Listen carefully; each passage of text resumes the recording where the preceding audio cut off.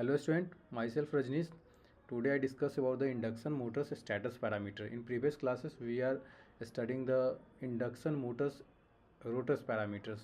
तो हमने previous classes में ना रोटर्स के पैरामीटर्स के बारे में पढ़ रखा है। तो आज ना हम लोग स्टेटस के पैरामीटर्स को देखेंगे। तो देखो, सबसे पहली बात अगर हम बात करें कि जैसे कि रोटर्स में ना जो वाइंडिंग होते थे उनके कुछ ना कुछ रेसिस्टेंस होते थे, क्योंकि जो वाइंडिंग जो भी वाइंडिंग होता है वो क्या होता है, या तो एल्युमिनियम का बना हो या कॉपर का बना हो, तो कुछ ना कुछ क्या होगा, रेसिस्टेंस होगा, देयर इज वोल्टेज ड्रॉप। तो वही चीज़ें यहाँ पे लिखा है कि like the rotors the stator winding of the motor also has a resistance R1। ठीक है, तो उसको हम लोग ना क्या है, रेसिस्टेंस को R1 से कंसीडर करेंगे। ठीक है, that is R1। The flux produce by the stator winding is linking with its on turns only the leakage flux and only the leakage flux produce a leakage reactance that is X1। तो सबसे पहली बात अगर हम बात कर ले कि जो वाइंडिंग है ना, तो वाइंडिंग का क्या हुआ कि वाइंडिंग का एक लीक रेसिस्टेंस हो गया। ठीक है, ये वाइंडिंग का रेसिस्टेंस हो गया और ये इसका ना लीकेज रिएक्टेंस हो गया। ठीक है, ये लीकेज रिएक्टेंस हो गया। ठीक है, और ये अपने पास ना वाइंडिंग हो गया। ठीक है,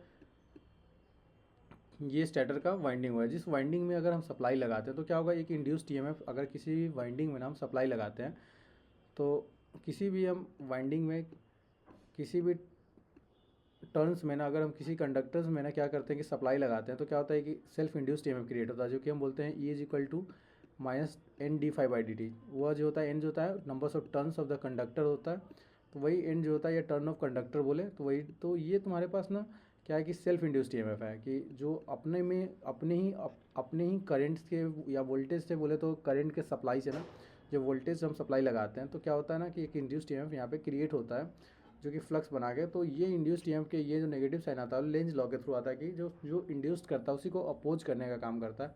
इसलिए हम बोलते हैं कि जो जिससे फ्लक्स इंड्यूस्ड हुआ है उसी को अपोज कर रहा है, दैट्स। तो ये हम ना माइनस साइन ले लेते हैं। ठीक है, वही लिखा है कि linking with on turns only the leakage flux produce a leakage reactance. और ये मेरे पास लीकेज रिएक्टेंस होता है, जो कि स्टेटर का X1 हो गया, ये अपने पास R हो गया, जो कि ये क्या हो गया, रेसिस्टेंस हो गया उस स्टेटर का, स्टेटर वाइंडिंग का मोटर्स के। ठीक है, और ये मेरे पास टर्न हो गया। ठीक है, तो अगर हम बात करते हैं कि ये मेरे पास सप्लाई हो गया, तो ये मेरे पास V1 सप्लाई होगा, क्योंकि मेरा जो स्टेटर के में क्या करते हैं, जब हम इंडक्शन मोटर का सप्लाई जो लगाते हैं वो स्टेटर वाइंडिंग में लगाते हैं, देन वहाँ से इंड्यूस्ड ईएमएफ क्रिएट होता है। उस इंड्यूस्ड ईएमएफ से लिंक से क्या होता है कि ना रोटर्स के कंडक्टर में एक इंड्यूस्ड ईएमएफ क्रिएट होता है। कभी भी हम वही बोलते हैं कि जो तो वहाँ पे क्या होता है, म्यूचुअली होता है, म्यूचुअल फ्लक्स इस्टेब्लिश करता है। वही लिखा है कि of the total voltage V is apply to the stator a part is consumed. कुछ पार्ट क्या है, a part of its consume by the stator resistance that is called I1 into R1। यहाँ पे जो वोल्टेज का drop होगा या power जो कंज्यूम्ड करेगा, हमेशा क्या है, रेसिस्टेंस ही क्या है कि जो रेसिस्टेंस ही है क्या कि वोल्टेज का ड्रॉप है या पावर का कंजप्शन है। यहाँ पे जो ये जो कंजप्शन होता है उसको बोलते हैं कॉपर लॉस, जो कि हम लोग पावर फ्लो में अच्छे से देखेंगे। ठीक है, ये मेरे पास स्टेटर का रेसिस्टेंस हो गया I1 into R1 and the leakage reactance that is I1 into X1 and the remaining is utilising the establishing the mutual flux. वही जो रिमेनिंग बच गया, जैसे कि ट्रांसफार्मर प्रिंसिपल में हम लोग देखते थे कि अपने पास एक सेल्फ इंड्यूस्ड ईएमएफ क्रिएट होता था, देन कोर के फ्लक्स के साथ क्या होता था ना, लिंक करके क्या करता था इस तरीके से, और ये कोर में फ्लक्स इंड्यूस्ड कोर के फ्लक्स से क्या होता था, इंड्यूस्ड ईएमएफ क्रिएट होता था सेकेंडरी में, और इस तरीके से करंट इंड्यूस होता था। ठीक ना, तो ये प्राइमरी इंड्यूस्ड ईएमएफ होता था, फिर सेकेंडरी इंड्यूस्ड ईएमएफ। तो यही चीज़ यहाँ पे भी हो रहा है, सेम प्रिंसिपल चलता है इंडक्शन मोटर में। The mutual flux which links with the stator and the rotor winding worth. और ये जो म्यूचुअल फ्लक्स इस्टेब्लिश करता है वह स्टेटर रोटर वाइंडिंग दोनों में लिंक करता है। ठीक है, with when the links are the stator winding it is produce self induced EMF. और जो स्टेटर के वाइंडिंग में जो सिर्फ प्रोड्यूस होता है that is self induced EMF, जो कि अभी मैंने बताया। तो ये अपना सेल्फ इंड्यूस्ड ईएमएफ होता है, then mutual induced EMF rotor के। तो अगर हम यहाँ पे अगर केवीएल इक्वेशन लगाते हैं, लूप इक्वेशन, तो मेरे पास क्या है, ये अपने पास इंड्यूस्ड ईएमएफ हो गया, स्टेटर का इंड्यूस्ड ईएमएफ। ठीक है, E1।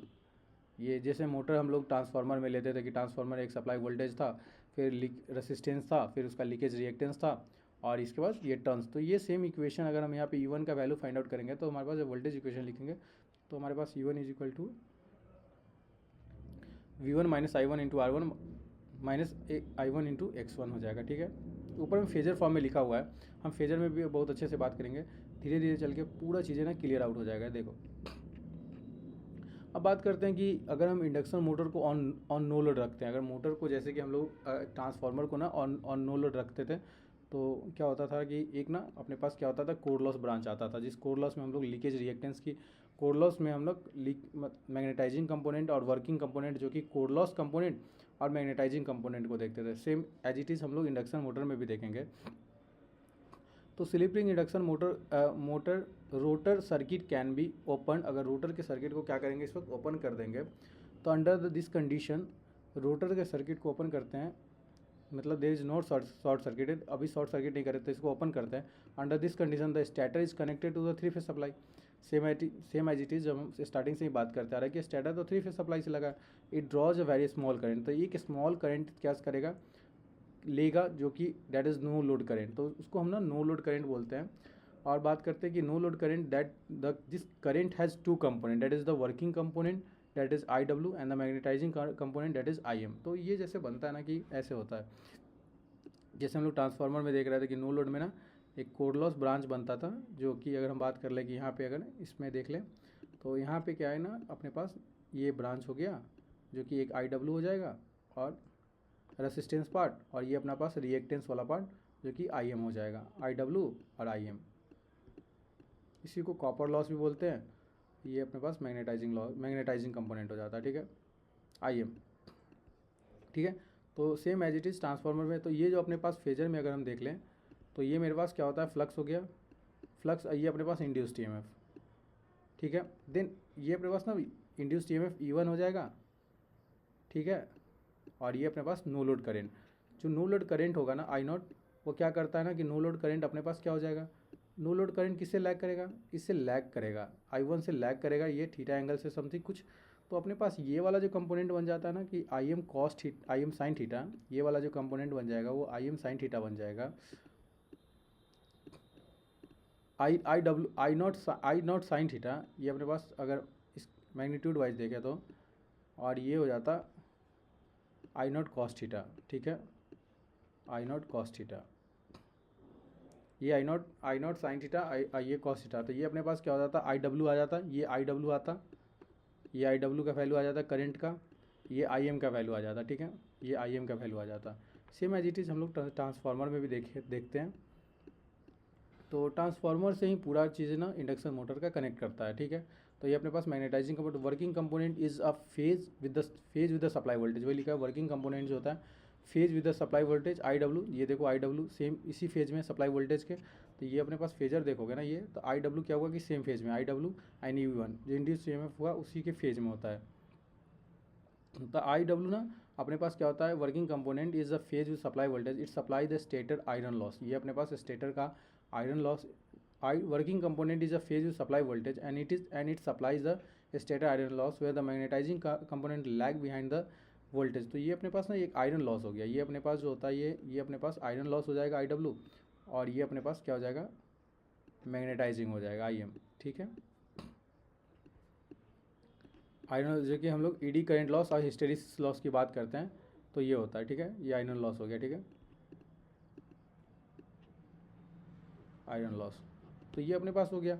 Same as it is वही बात लिखा है कि where the magnetising component is lag behind the supply voltage से by the 90 degree and produce the mutual flux, then the magnetizing current is lag behind the supply voltage is 90 degree, that ये क्या है 90 degree lag करा supply voltage से magnetizing component, the magnetising component lag 90 degree and produce the mutual flux which links the, यही इससे mutual flux produce होता है, जिससे जो फ्लक्स प्रोड्यूस करता है जिसके कारण क्या करते हैं कि लिंक्स होता है स्टैटर और रोटर के वाइंडिंग में, प्रोड्यूस करता है इंड्यूस्ड EMF E1 और E2S, जो कि स्लिप अगर हम ले लेते हैं कि E2S जो होता है यहाँ पे सेकेंडरी E2 नहीं बात करते हैं कि स्लिप एज अ पूरे बुक में नोटेशन है ये E2S लिखा हुआ है, क्योंकि तेज अगर हम लोग बात करते हैं यहाँ रोटेटिंग मैग्नेटिक फील्ड की, तो अपने पास क्या है ना कि एक रोटर जब घूमता है तो स्लिप क्या है ना यहाँ पे क्या है कि ना स्टेशनरी नहीं है, यहाँ पे जो प्रोड्यूस हो रहा है ना ये रोटेटिंग मैग्नेटिक फील्ड है, तो यहाँ पे हम लोग स्लिप की बात करने लगते हैं, ठीक है। तो E2S लिखते हैं, इसलिए slip as a induced EMF due to slip, ये एक तरह से स्लिप भी हम लोग कंसिडर करते हैं, ठीक है ना। तो अब बात करते हैं कि इक्विवेलेंट सर्किट, अगर फेजर की बात करते हैं मोटर के अंदर, तो देखो अपने पास अगर इक्विवेलेंट सर्किट की बात करोगे तो अपने पास ये होता है क्या, ये अपने पास हो गया कॉपर लॉस हो गया, ये कॉपर लॉस हो जाएगा, ये अपने पास स्टेटर का लीकेज रिएक्टेंस जो अभी हम लोग ऊपर से देख के आ रहे हैं कि ये अपने पास क्या होता है लीकेज रिएक्टेंस डेवलप करता है। देन इसके बाद ना हमारे पास क्या है, ये एक तो मैग्नेटाइजिंग वाला ब्रांच और एक अपने पास आयरन लॉस, या इसी को हम लोग हिस्टेरिसिस या ED करंट लॉस की बात करते हैं। आइए अपने पास इंड्यूस्ड EMF, देन इसके बाद ना ये सर्किट के बाद क्या हो जाता है, इधर वाला जितना भी ये अपने पास stator circuit, then after the rotor circuit, तो पूरे कंप्लीट इक्विवेलेंट सर्किट को देखोगे तो अपने पास जब रोटर के सर्किट को देखो तो ये अपने पास कंप्लीट इक्विवेलेंट सर्किट है, जो कि हम लोग रोटर सर्किट पहले भी देख चुके हैं। रोटर्स के पैरामीटर जो हम लोग पढ़े थे तो हमारे पास क्या होता था ना, E2S R2 X2, ये अपने पास क्या है ना कि आर लोड को हम लोग R2 के कंपोनेंट को ही हम लोग ब्रेक करके ना लोड वाले लिए, तो इसको मैकेनिकल पावर डेवलप्ड बोलते हैं। ठीक है, जब पावर फ्लो को देखेंगे तो काफ़ी कुछ इसमें समझ जाएंगे हम लोग। ठीक है, अब तो अभी हम लोग फोकस करते हैं कि मेरे पास जब ऑन नो लोड कंडीशन था, मेरे पास जब मोटर हमारा ऑन नो लोड कंडीशन था, तो मेरे पास क्या कंपोनेंट डेवलप हुआ और कैसे मेरे पास ना इक्विवेलेंट सर्किट मिला। और ये मेरे पास फेजर है। देखो फेजर में वही कि अपने पास जो IM है मैग्नेटाइजिंग जो है वह वोल्टेज से क्या करता है 90 डिग्री लैग करता है। वही हमारे जो EMF इंड्यूस वोल्टेज है उससे क्या होता है ना, ये IW कंपोनेंट वो उसके फेज में ही होता है। और ये I0 करंट हो गया जो कि लैगिंग करंट हो जाएगा E1 से। और ये अपने पास I0 के करंट में ही जो ये जो कोर लॉस आयरन लॉस का जो आयरन लॉस होगा I0 इंटू R1, जब आयरन लॉस की बात करेंगे IW की तो I0 इंटू R1 हो जाएगा। ये अपने पास I0 इंटू R1, ये तो ये अपने पास उसी फेज में होगा जिस फेज में I0 करंट होगा। I0 के फेज में ही पैरेलल है। और ये अपने पास रिएक्टेंस जो हो गया 90 डिग्री I0 इंटू X1, ये 90 डिग्री हो गया। ये अपने पास रिएक्टेंस जो कि अपने पास X1, ये अपने पास ना I1 इंटू R1 ये, और ये X1 अपने पास हो गया। देन इसके बाद हम लोग कंप्लीट अगर देखते हैं तो ये मेरे पास कंप्लीट हो जाता है। ठीक है, जो कि हमारे पास वोल्टेज हो जाएगा। कंप्लीट क्या है, वोल्टेज ही है, क्योंकि वोल्टेज के ड्रॉप से ही नहीं, आई वोल्टेज के ड्रॉप होने के बाद अगर हम इसको सबको जोड़ दें E1 को I0 इंटू R1, ये दोनों क्या है ड्रॉपिंग तरह का, तो ये अपने पास वीक वैल्यू दे देता है। तो दैट इज़ वोल्टेज E2S, ये सेकेंडरी हो गया रोटर्स का E2S। ठीक ना, तो ये अपने पास पूरा कंप्लीट फेजर हो जाता है मोटर्स का। ठीक है, अब अगर हम इंडक्शन मोटर को ऑन लोड कंडीशन में देखते हैं ना, तो हमारे पास क्या होता है कि when the load is applied to on in the induction motor, जब हम क्या करते हैं जब लोड कनेक्ट कर देते हैं, मेरे पास जैसे कि ये इक्विवेलेंट सर्किट है, there is load is connecting, ये मेरे पास लोड कनेक्टेड है। ठीक है, R2 1 माइनस S/S, ये अपने पास लोड कनेक्टिंग है। तो हम अगर लोड कनेक्ट कर देते हैं ना इंडक्शन मोटर के अंदर, तो स्पीड क्या करेगा, डिक्रीज कर जाएगा। जैसे अगर किसी चीज़ को अगर हम लोडेड कर देते हैं तो क्या होता है उसका स्पीड स्लाइटली क्या करता है, डिक्रीज करता है। तो जैसे स्पीड डिक्रीज करेगा तो स्लिप क्या कर जाएगा, इंक्रीज कर जाएगा इंडक्शन मोटर के अंदर। ठीक है, तो स्लिप इंक्रीज ही करेगा, क्योंकि स्लिप जितना इंक्रीज करेगा उतना क्या है कि अपना डिक्रीज करता चला जाता है स्पीड ऑफ इंडक्शन मोटर। ठीक है ना, दोस्तों rotor current I2 is increase, current क्या करेगा I2, लेकिन करंट इंक्रीज कर जाता है। सेकेंडरी का करंट इंक्रीज करेगा, जितना लोड कनेक्ट करोगे उतना क्या करेगा, वो करंट को क्या करता है ड्रॉ करता है। बोलते हैं कि जो वोल्टेज होता है वो डायरेक्टली प्रोपोर्शनल होता है सप्लाई से, और लोड जो होता है करंट के प्रोपोर्शनल होता है। कि करंट जितना जितना अगर हमारे पास लोड होगा ना, लोड जो होगा वह करंट को खींचेगा, तो उतना ही हमारे पास क्या होगा ना, रोटर्स के करंट ना I2 के करंट क्या करेंगे, करंट तो इंक्रीज करेंगे। Simultaneously we meet this load, इस लोड को ना क्या करता है simultaneously to meet this load the motor draw the extra current from the supply से एक्स्ट्रा करंट खींचने लगता है। Means similar to the transfer, same हम लोग ट्रांसफार्मर भी देख के आ रहे हैं। ठीक है, in fact the power is transferred through the magnetic field or the flux, the power is transferred through the magnetic field or the flux, the complete circuit diagram and the phasor diagram loaded the induction motor is shown in this figure 9.A 9.B। तो ये अपने पास ना क्या 9.A का ये loaded figure है, ये इसके फेजर है। देखो इसके फेजर्स को भी हम लोग पूरे अच्छे तरीके से देखेंगे। देखो पहले थोड़ा सा थ्योरी बता देता हूँ मैं। ये I0 जो हो गया तुम्हारे पास V/IM मैग्नेटाइजिंग, और R0 जो है तुम्हारा एक्साइटिंग रेजिस्टेंस वो बोलते हैं, IA एक्साइटिंग रिएक्टेंस हो गया, जो कि तुम्हारे पास R0 IA ही होता है, जो कि हमको कोर लॉस इसको आयरन लॉस बोलते हैं। ये अपने पास मैग्नेटाइजिंग जो होता है, मैग्नेटाइजिंग कंपोनेंट, मैग्नेटाइजिंग कंपोनेंट, और अपने पास वर्किंग कंपोनेंट जो या बोले तो no loss component, no loss current जो होता है I0, इसमें IM होता है। ठीक ना, तो वही यहाँ पे एक्साइटिंग रिएक्टेंस और एक्साइटिंग रेसिस्टेंस दे रखा है। तो ये सब अपने पास ना सिर्फ मीनिंग के लिए, नहीं तो कहीं कुछ भी मेंशन करता है, लेकिन इसका अगर वोल्ट फाइंड आउट करोगे ना, तो देखो अगर इसमें फाइंड आउट करते हैं तो क्या होता है, V से सिंपल V/R0 और V/X0, ये दोनों ना उस वक्त हम इग्नोर भी करते हैं जब हम नो लोड कंसीडर करते हैं, तो इसको एज इट इज़ इग्नोर भी कर देते हैं। ठीक है, तो it is noted that the equivalent circuit per phase of the 3-phase induction motor of the mechanical load that is replaced by the equivalent resistance, जब हम लोग इक्विवेलेंट रेसिस्टेंस RL जो था ना उसको रिप्लेस करते हैं ना द इंडक्शन मोटर के अंदर, जब पर फेज इक्विवेलेंट सर्किट जब निकालते हैं तो mechanical load can be replace by the equivalent electrical resistance that is RL। तो ये अपने पास ना इलेक्ट्रिकल रेसिस्टेंस हम लोग जो इस ड्राइवेशन जो शुरू में स्टार्टिंग में ही करके आए थे कि R2 1 माइनस इस करके जो इसको निकालते हैं, जब हम लोग रोटर सर्किट देख रहे थे, एक बार दिखा दूँ फिर से। तो ये जो था ना ये वाला सर्किट, ये जो सर्किट था मैंने सिंप्लीफाई किया था इक्वेशन R2/S को स्लिप को साथ डिवाइड करके, तो R2 + 1 है, तो ये अपने पास मैकेनिकल पावर डेवलप के लिए यूज़ कर लेते हैं, that is load as it is load की तरह यूज़ करते हैं। ठीक है, the circuit is given figure, पहले वाले फिगर में यही फिगर जो है similar is equivalent the transformer with the secondary is load is equal to R L. लेकिन वही है कि सेकेंडरी में क्या होता है कि लोड कनेक्टिंग होता है, कोई लोड हम कनेक्ट करते हैं आर एल लोड। यहाँ पे अपने पास पहले से ही equivalent circuit to the transfer with the secondary is load is equal to R L. The rotor EMF equivalent circuit is only depend on the transformer ratio. जैसे कि हम लोग रोटर के ईएमएफ की बात करें तो इक्विवेलेंट क्या है, equivalent circuit only depend on the transformer ratio E2/E1। तो induction motor can represented by the equivalent transformer connected to a variable of load resistance R2 is equal to RL is equal to R2 1 minus S by S। तो ये अपने पास phasor देखोगे इसको, तो ये पास magnetizing component, ये no load current, ये IW जो कि कोर लॉस कंपोनेंट का IW करंट।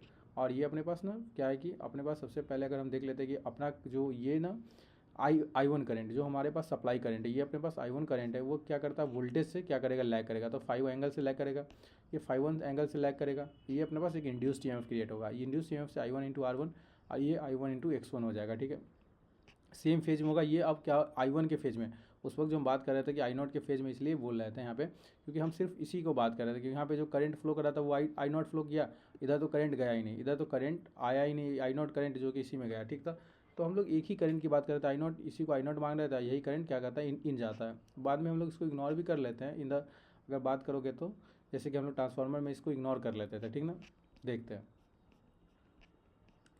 तो सेम एज इट इज़ क्या है ना कि ये अपने पास हो गया ये आप फेज में किस में, I1 के फेज में है, ये I1 into R1 I1 into X1, या I0 के फेज में नहीं है। I0 अब क्या है ना, अपने पास सिर्फ कोर लॉस है, जो कि कोर लॉस करेंट है I0, ये IW, ये मैग्नेटाइजिंग करंट उसके 90 डिग्री सेम है EMF के, और ये अपने पास इन फेज में है। ठीक है, ये अपने पास रिजल्टेंट I1 और I0 के रिजल्टेंट जो होता है ना I डैश, ये जो सप्लाई होता है यहाँ पे आ जाता है I1 डैश, जो कि IW I0 के क्या होगा, अगर I1 करंट सप्लाई है तो इस नोड पे वोल्टेज करंट इक्वेशन लगाओगे तो I0 करंट गया, तो देन आफ्टर I1 डैश हो गया। ठीक है, तो यही चीज़ है कि I0 जो रिजल्टेंट I0 करंट है जो कि I1 डैश है। ठीक है, अब दिन बात हम करते हैं कि अगर सेकेंडरी साइड देखोगे तो E2 ये अपने पास हो गया, ये E2 S, तो ये φ2 एंगल से, और इसके बाद ना ये अपने एंगल जो है I2 इंटू R2, इसमें सप्लाई जो होगा I2 इंटू R2, इसमें करंट सप्लाई हो रहा है I2 इंटू R2। तो ये सेम फेज में करंट के सेम फेज में होगा I2 into R2 into I2 S, कुछ भी स्लिप ले रखा है, स्लिप मेंशन कर रहा है I2 इंटू R2, सिंपल ऐसे लिख इसलिए रहा है क्योंकि वो बात कर रहा है कि सेकेंडरी साइड की बात कर रहा है और स्लिप की बात कर रहा है मोटर्स के अंदर। तो इसलिए वो ना रोटर्स की बात कर रहा है कि रोटर लॉसेस की बात कर रहा है, रोटर में जो कॉपर लॉसेस हो रहा है इसको रोटर कॉपर लॉस बोलते हैं, इसको स्टैटर कॉपर लॉस बोलते हैं। ये आयरन लॉस हो गया, और ये इतना ही 3 ही लॉस हमारे पास दिखेगा। देन आफ्टर हम लोग मैकेनिकल पावर डेवलप और मैकेनिकल लॉसेस, देन हम चलते हैं स्टे लॉस और फ्रिक्शन लॉस, विंडेज लॉस, जो भी होगा वो हम लोग बाद में देखेंगे। ठीक है, जब पावर पूरा देखेंगे तो पावर फ्लो को देखेंगे तब। अभी मेन हमको देखना है कॉपर लॉस, आयरन लॉस और ये कॉपर लॉस। देखो, तो ये अपने पास हो गया I1 इंटू से ये, और I2X E2S, ये अपने पास फेजर हो गया कंप्लीट इंडक्शन मोटर का ऑन द लोड कंडीशन। ठीक है, अब अगर हम कुछ बात कर लेते हैं कि इंडक्शन मोटर और ट्रांसफार्मर में कुछ सिमिलरिटीज़ को देख लेते हैं और कुछ डिसिमिलरिटीज, तो इसको फास्ट कवर करते हैं कि motor as compare the transformer. तो क्या होता है इंडक्शन, इतना दोनों क्या होता है, एक तरह का इंडक्शन डिवाइस होता है, दोनों क्या होता है इंडक्शन प्रिंसिपल पे काम करता है। ठीक है, कोई बहुत the induction motor and transformer are induced induction devices. The stator or rotor induction motor can be compared primary to the secondary transformer। जैसे कि हम लोग स्टेटर और रोटर को इंडक्शन मोटर से एज कंपेयर हम लोग कर सकते हैं कि प्राइमरी और सेकेंडरी एज ए ट्रांसफार्मर है। परफॉर्मेंस अगर नो लोड पे देखो तो 3 फेज सप्लाई करोगे स्टेटर के 3 फेज इंडक्शन मोटर के अंदर, तो एक रिवॉल्विंग फील्ड सेटअप होता है स्टेटर कोर में, और EMF इंड्यूस करता है rotor as well stator winding में, क्योंकि हम लोग स्टार्टिंग से देख रहे हैं। सिमिलरली इंड्यूस्ड EMF सेकेंडरी, उसी तरीके से ट्रांसफार्मर में क्या होता है कि सेकेंडरी इंड्यूस्ड EMF कब क्रिएट होता है, जब प्राइमरी वाइंडिंग में हम लोग सप्लाई लगाते हैं। तो उसमें क्या होता है, पल्सेटिंग होता है, रिवॉल्विंग नहीं होता। ये इंपॉर्टेंट है कि यहाँ पे जो होता है ना कि यहाँ पे पल्स ट्रांसफार्मर के अंदर पल्सेटिंग होता है, रिवॉल्विंग फील्ड नहीं होता है। ठीक है, if you refer the equation, only difference between the case of induction motor EMF के, अगर इंड्यूस्ड EMF का अगर इक्वेशन देखोगे, तो तुम्हारे पास क्या होगा ना, KW सिर्फ आता है, जो कि coil pitch into distribution factor, जो कि डिस्ट्रीब्यूशन वाइंडिंग की वजह से होता है, डिस्ट्रीब्यूटेड होता है, कि वाइंडिंग जो होता है यहाँ डिस्ट्रीब्यूटेड वाइंडिंग होता है। तो KW is equal to KC into KD होता है, KC into KD coil pitch, और KD डिस्ट्रीब्यूशन फैक्टर जो होता है वो KD into KC into KD। ठीक है, तो ये अपने पास हो जाता है। तो इतना ही डिफरेंस होता है। इंडक्शन मोटर को stand still exhibit the characteristic of transformer same as it is. Induction motor भी अगर स्टैंड स्टिल कंडीशन में है, there which means rotor is stationary, rotor अगर स्टेशनरी है तो अपने पास exhibit transformer on no load condition में, वही अपने पास सिर्फ लीकेज मोटर है, जैसे leakage flux exist as in transformer. Performance की बात करते हो अगर ऑन लोड कंडीशन में, तो बिहेवियर दोनों का डिवाइस का, both the devices is similar.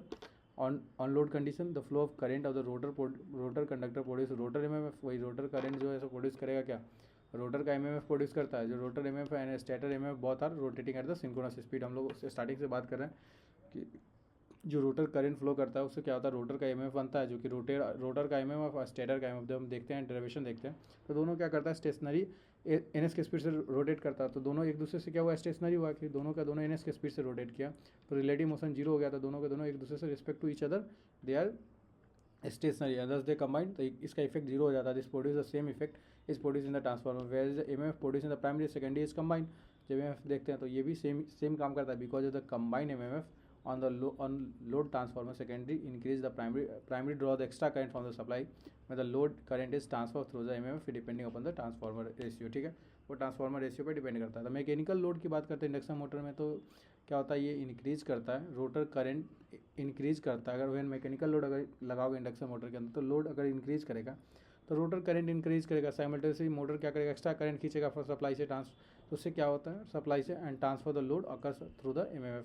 Performance की बात करोगे अंडर शॉर्ट सर्किट कंडीशन, तो शॉर्ट सर्किट कंडीशन के अंदर क्या है कि ब्लॉक रोटर टेस्ट, यहाँ हम लोग ब्लॉक रोटर टेस्ट के नाम से जाने पढ़ेंगे इसको।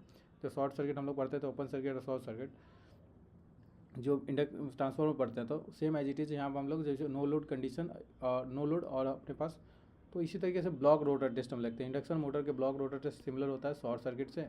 Stator winding have resistance and leakage reactance just transformer primary secondary winding is the equivalent circuit and phasor diagram of induction motor is similar as a transformer. ठीक है, तो ये सब सिमिलरिटीज थे, लेकिन डिसिमिलरिटीज़ की बात करोगे तो बहुत आज सिमिलर डिवाइसेस बट कुछ डिफरेंस होता है। Same time there is some dissimilarities, जैसे कि winding and placer design as there need the induction motor winding is well distributed और इट्स कोर के अंदर वेल डिस्ट्रीब्यूटेड होता है, और वह ट्रांसफार्मर की वाइंडिंग ना कॉन्सेंट्रेटेड वाइंडिंग होता है, यहाँ पे डिस्ट्रीब्यूटेड वाइंडिंग होता है। जब हम बात करते हैं ये डिस्ट्रीब्यूटेड वाइंडिंग होता है और ये अपने पास कॉन्सेंट्रेटेड वाइंडिंग होता है ट्रांसफार्मर के अंदर। ऑपरेटिंग कंडीशन की बात करते हो तो ये इंडक्शन मोटर एक तरह का रोटेटिंग डिवाइस होता है, जो कि क्या करता है, इलेक्ट्रिकल एनर्जी को इलेक्ट्रिकल से मैकेनिकल एनर्जी कन्वर्ट करता है। लेकिन वही अपने पास ट्रांसफार्मर की तरह का स्टैटिक डिवाइस होता है, जो कि एक ट्रांसड्यूसर की तरह काम करता है, जो कि सिर्फ इलेक्ट्रिकल एनर्जी को एक सर्किट से दूसरे सर्किट में या तो हाई या लो वोल्टेज करके या तो लेवल को राइज कर सकता है या लेवल को वोल्टेज के लेवल को लो करके क्या करता है, ऑपरेट करता है बस।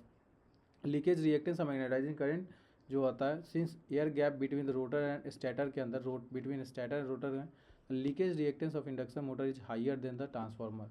क्या होता है, यहाँ पे एयर गैप अवेलेबल होता है। जब हम बात करेंगे एयर गैप पावर की बात, तो अपने पास जो भी एयर गैप में ही क्या होना था, उस एयर गैप के अंदर ही इंड्यूस्ड ईएमएफ क्रिएट होकर जब ये फ्लक्स बना रहा था, तो जो स्टेटर अपना रोटेटिंग मैग्नेटिक फ्लक्स बनाता, तो उस एयर गैप के थ्रू ही लिंक करके रोटर्स के कंडक्टर को क्या करता है ना, एक सप्लाई देता है, उसमें इंड्यूस्ड ईएमएफ क्रिएट कर देता है, और देन करंट का प्रोड्यूस होता है, और देन क्या होता है, उससे जो फील्ड बनता है, देन हम कहते हैं कि रोटर हमारा रोटेट करता है। तो सेम एज इट इज़ ना क्या होता है कि लीकेज रिएक्टेंस इसकी वजह से क्या होता है, एयर गैप की वजह से ना स्टेटर रोटर में क्या होता है, दोनों के बीच में गैप होता है, जिसके कारण हमें ज़्यादा इंडक्शन मोटर में लीकेज रिएक्टेंस ज़्यादा होता है इंडक्शन मोटर में एज कम्पेयर ट्रांसफार्मर के अंदर। Induction motor draw the more magnetising current and reduce its power factor. ज़्यादा इंडक्शन मोटर में मैग्नेटाइजिंग करंट ज़्यादा होता है, और इसे क्या जितना ज़्यादा एयर गैप, इसका मतलब उतना ज़्यादा मैग्नेटाइजिंग करंट और रिड्यूस कर देता है, पावर फैक्टर रिड्यूस होता है। लॉसेस एफिशिएंसी की बात करते हैं तो इंडक्शन मोटर एक तरह का रोटेटिंग मशीन होता है, तो यहाँ तुम्हारे पास लॉसेस ज़्यादा होगा, मैकेनिकल लॉसेस ज़्यादा होता है, लोअर इफिशिएंसी होती है ट्रांसफार्मर के as compare. Reason of low power factor of the induction motor की बात करोगे तो basically the principle of operation of induction motor is mutual induction. वही प्रिंसिपल जो भी ऑपरेशन होता है इंडक्शन मोटर का म्यूचुअल इंडक्शन के थ्रू ही होता है। When three phase supply in the given three phase wound stator induction motor revolving field set up in the core, वही stator this flux is set up air flux also set up in air between the stator and the rotors which links the rotor conductor and the EMF induced by them mutual induction। तो वही चीज़ें लिखा हुआ है फिर जो starting से पढ़ता आ रहा है। तो ये सेटअप जो म्यूचुअल फ्लक्स होता है induction motor draw magnetising current with the mains lags behind 19 degree voltage, जो कि स्टार्टिंग में बताया मैंने, जब नो लोड बताया तो magnetising current the magnitude of this current is quite larger and high reluctance of the air gap between the stator and the rotor. The power factor of induction motor is minimum at the no load and since there is, अगर हम इसको क्या करते हैं load condition में रखते हैं तो क्या होता है ये मैक्सिमम की तरफ रीच करने लगता है। तो since magnetising current is dominating effect, how the power factor increasing the load जितना इंक्रीज करेंगे लोड और जितना motors on the induction motor is and its maximum on the full load, full load कर देंगे तो इंडक्शन मोटर का जो power factor होता है वो मैक्सिमम हो जाता है। Therefore it is advise to induction motor at the full load. इसलिए क्या कहते हैं ना कि पावर फैक्टर जितना अच्छा होगा उतना बेहतरीन होगा, इसलिए हम लोग क्या करते हैं ना कि इंडक्शन मोटर को फुल लोड पे वर्क कराते हैं। Just because the air gap induction motor draw large magnetising current and operate at the low lagging power factor. तो मेन लॉसेस जो देखोगे ना इंडक्शन मोटर के अंदर, तो अपने पास क्या है कि मेजर लॉसेस जो इंडक्शन मोटर के अंदर होता है वो सबसे पहले क्या हो गया, स्टेटर लॉस, दूसरा रोटर लॉस और third one is mechanical loss. अगर स्टेटर लॉस की बात करोगे तो losses which occur in the stator of the induction motors are called the stator losses. जो कि स्टेटर लॉस हमारे पास है I² इंटू R1, जो कि पर फेज के हिसाब से अगर हम देख ले तो आयरन का लॉसेस जो होगा वो हिस्टेरिसिस लॉस और ईडी करंट लॉस दोनों होगा। रोटर्स के लॉसेस की बात कर लेते हैं तो मेरे पास क्या होता है, रोटर्स का कॉपर लॉस होता है, रोटर का आयरन लॉस हो जाता है जो कि नॉर्मल रनिंग कंडीशन में जो कि फ्रीक्वेंसी, और लेकिन क्या होता है कि रोटर की फ्रीक्वेंसी काफ़ी स्मॉल होता है, इसके लिए हम ना इसको क्या करते हैं, नेगलेक्ट कर देते हैं। मैकेनिकल लॉस की बात करते हैं, sum of windage loss and the friction loss जो होते हैं उनको हम लोग क्या करते हैं ना कि मैकेनिकल लॉस में कंसीडर करते हैं, जो कि फ्रिक्शन लॉस और विंडेज लॉस। ये सब ना हम जो पावर फ्लो डायग्राम देखेंगे ना तो हमारे पास सब क्लियर हो जाएगा ना। तो हम लोग नेक्स्ट लेक्चर में पावर फ्लो डायग्राम को देखते हैं। अभी तक हम लोग यहीं रखते हैं, ठीक है। तो thank you for watching, please like videos and subscribe this channels, and there is any doubt comment in mention in the comment box. Thank you.